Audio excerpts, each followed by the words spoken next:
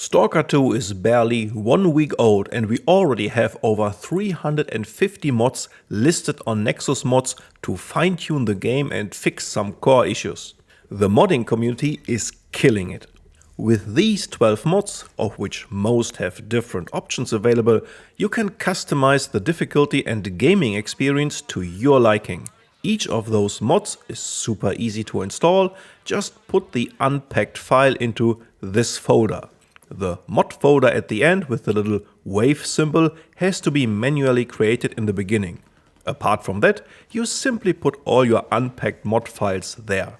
Make sure to check back on any mod you install for updates, and be aware that official game patches can always break mods until they are updated. I link all 12 mods from this video in the description below. In my opinion, the encumbrance system in itself is fine, just a little too punishing or with too little carry capacity overall. A good way to give you a little more breathing room is the lighter ammunition, grenades and consumables mod. You have options for 50% weight reduction, which is what I'm using, a reduction to 10% of the original weight and even an option to completely remove the weight for those items. You can also download each file individually, so for example I am using 50% weight reduction only for ammunition and medical items. This keeps the system untouched at its core and I still can't get crazy with collecting tons of loot while also being a lot more flexible. The other mod that goes hand in hand with this is no weight for quest items. There is a part in the story where you have to drag a 12 kilo quest item through the swamps. So far, the most unfun part of my whole playthrough. This mod is worth it for that quest alone. A fantastic quality of life improvement is the color codes for ammunition mod. I went crazy in the beginning, never knowing which ammo type is currently in my gun. The color codes are super helpful and visible in the UI. There's also a text version available if you are colorblind. I really like that this mod seamlessly molds into your UI without being obstructive. If you are annoyed by the constant radiation from even the basic artifacts, which always seem to bypass your overall radiation protection, then the No Radiation for Artifacts mod is for you. I don't think the beneficial effects from the artifacts are that big to justify the constant annoyance through radiation, especially early on. Later you can upgrade your slots to negate the radiation effect, but overall I'm not a big fan of how much radiation even the common artifacts generate. This mod takes care of that. Another major problem at the moment is the abundance of medical items that you can loot in combination with how powerful those items are. And there are two excellent mods to deal with this problem. First, I cannot recommend enough the medical item overhaul mod. This makes the items a lot less powerful, so that even if you have 50 plus medkits and bandages in your inventory, it feels much more balanced. Firstly, bandages do not heal anymore, only fix bleeding. And medkits heal slowly over time instead of instantly, so no matter how many you carry around, you will need to make a tactical retreat in dire situations and approach combat more cautiously, which feels excellent. There are two versions available which let you choose the healing speed of medkits. On top, food now provides a small heal over time effect and water a slight stamina buff. Overall a great rework and I couldn't do without this mod. To further rebalance the medical item and ammo economy, I recommend trying Grog's Less Consumables mod. This currently only works for new saves. The items are not completely gone or totally scarce, but you shouldn't find those crazy amounts like in the base game. Stalker 2's map is huge and traversing it can become, intentionally, very sluggish.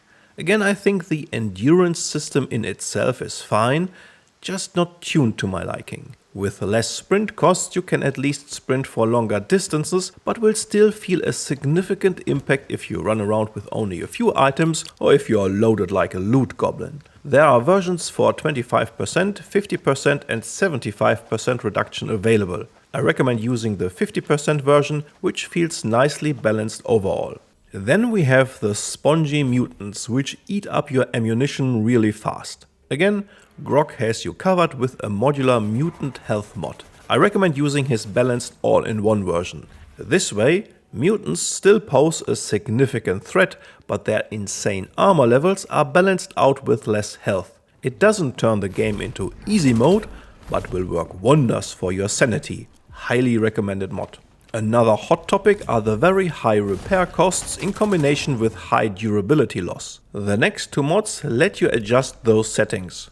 Firstly, less durability loss can disable any durability loss, not recommended in my opinion, or tweak it to 50%, which is what I am using. There are versions for weapons only and weapons and equipment, so tweak it exactly the way you like it. Secondly, you could combine this with less repair costs, a great mod with versions in 20% steps from 80% repair costs to no repair costs at all. Tune the whole durability economy to your liking with these two mods. At the moment we have two major mods that try to address the A-Life 2 problems. Both mods are only band-aids and can do only so much. Also, these are work in progress and updated nearly daily, so check back often. Roadside Panic and Super A-Life Maybe are the mods I'm talking about. Try them, but only one at a time, do not install both. The mods have different versions available, which are well explained on their dedicated sites. While the devs have acknowledged major problems with their A-Life system, it will likely take them quite some time to fix it. I would keep track on both mods and see what they can do as an in-between fix. Finally, X's Stealth mod, which by the way has versions to work with Roadside Panic and Super A-Life, is a very nice mod to address some of the glaring problems with the stealth system. You can at least to some extent use stealth as a viable option in certain scenarios, without dumbing down the AI too much. I think this mod is an excellent addition to the game. So, these are my 12 essential picks for mods in Stalker 2 at the moment. I will update this list after the first patches and new mods are released on a daily basis. So stay tuned if you want to keep an eye on the Stalker 2 modding community. It's really cool to see what is already available, and you can imagine how much potential the mods will be able to unlock in the future. Especially when you think of complete game overhauls based on this modern foundation. And nothing of this will cost you a dime. A big shout out to all the modders who invest their time to make this possible. Thank you very much for watching this video. I hope you found it helpful. For now, this is all. Take good care of yourself and enjoy roaming the zone.